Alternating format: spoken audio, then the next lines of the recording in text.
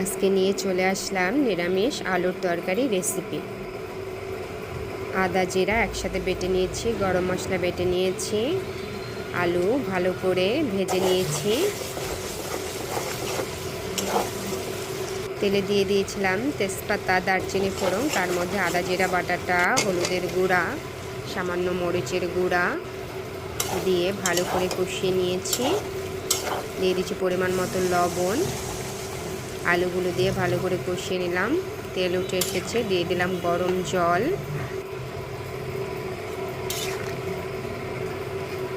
ঝোল ফুটে গেছে, এখন ঢাকনা দিয়ে ভালো করে ঢেকে দিব যাতে করে আলুগুলো ভালো করে সেদ্ধ হয়ে যায়।